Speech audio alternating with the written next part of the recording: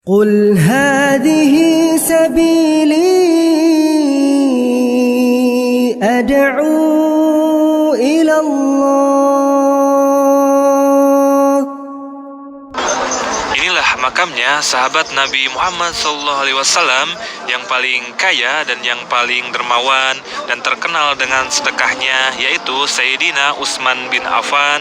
Dan coba kita lihat, makamnya itu sangat sederhana sekali ya. Dan beliau itu satu-satunya sahabat Nabi yang mempunyai rekening abadi yang terus mengalir sampai hari ini ya. Masya Allah. Assalamualaikum warahmatullahi wabarakatuh. Alhamdulillah, salatu wassalamu ala rasulillah, amma ba'd. Kaum muslimin yang dirahmati Allah subhanahu wa ta'ala, itu tadi video yang menampilkan sebuah kuburan yang disebut sebagai kuburan yang satu ini. Begitu banyak kebaikan yang beliau tinggalkan untuk umat Islam. Ada sebuah pelajaran yang besar kaum muslimin dari tampilan makam beliau radhiyallahu an tersebut. Beliau ini kaya raya kaum muslimin, tapi makamnya kita lihat sangat sederhana. Karena memang seperti itulah harusnya makam seorang muslim. Sejalan dengan sabda Nabi Muhammad SAW. Nabi Muhammad SAW melarang kaum muslimin untuk membangun atau meninggikan kuburan. Bahkan ma'ruf sebuah hadis di mana Rasulullah SAW memerintahkan kepada sahabat Ali bin Abi Thalib untuk tidak membiarkan patung-patung yang ada kecuali harus dimusnahkan, dan tidak membiarkan kuburan-kuburan yang tinggi kecuali diratakan. Sekarang coba kita bandingkan dengan kuburan-kuburan yang dikatakan sebagai kuburan ulama, kuburan wali yang ada di Indonesia khususnya. Ini kaum muslimin ya. Ini hanya ditampilkan beberapa saja. Dan sebenarnya banyak sekali kuburan-kuburan yang megah yang ada di negara kita ini. Kuburan-kuburan yang disebut sebagai kuburan para wali, orang-orang soleh. Ya, bahkan kuburan tersebut dijadikan tempat ibadah. Baca Quran di sana, ceramah di sana, zikir di sana. Bahkan tidak pernah sepi dari manusia yang datang ke sana, yang bukan sekedar berziarah, tapi ngalap barokah di sana, minta-minta di sana. Ya, kalau kita mau berpikir kaum muslimin, ya, kita bandingkan dengan para sahabat, ya, para wali tersebut, para wali yang ada di kuburan tersebut, yang kuburannya mewah tersebut, ya, mereka itu levelnya jauh sekali di bawah para sahabat, baik level kemuliaan maupun level harta mereka, jauh di bawah para sahabat, ya. Kita tidak sedang merendahkan mereka, tidak. Ya, tidak sedang merendahkan mereka dari sisi manapun. Tapi kita mengajak berpikir orang-orang yang setelah mereka, terkhusus yang ada sekarang. Apakah para sahabat tidak mampu membangun kuburan yang megah dan mewah? Sangat mampu kaum muslimin. Mereka orang-orang kaya. Utsman bin Affan sendiri ketika berinfak tidak tanggung-tanggung. Mungkin sampai sekarang ini belum ada yang bisa menyamai infaknya Utsman bin Affan, ya. Di perang Tabuk saja beliau ini menginfakkan 300 onta dan 1000 dinar. Jangan dirupiahkan, pusing nanti, ya. Dan kita sepakat bahwa Nabi Muhammad SAW wafat jauh sebelum wafatnya Utsman bin Affan radhiyallahu an.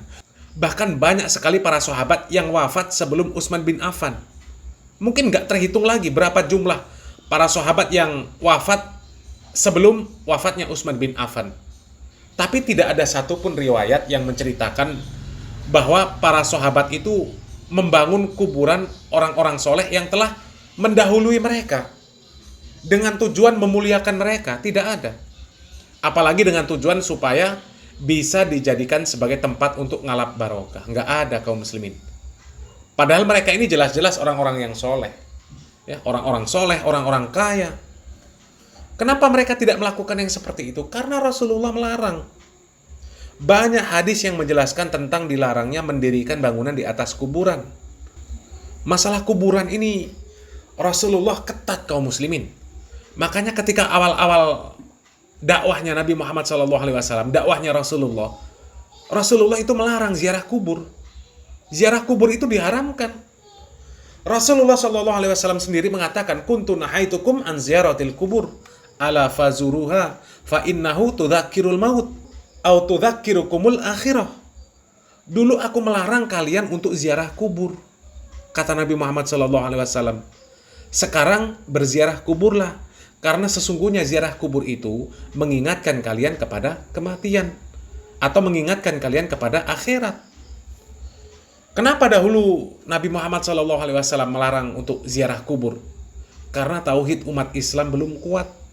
Dikhawatirkan mereka ini melakukan kesyirikan, mengikuti orang-orang Yahudi dan Nasrani. Yang kata Nabi, Allah itu melaknat orang-orang Yahudi dan Nasrani karena menjadikan kuburan Nabi mereka sebagai masjid.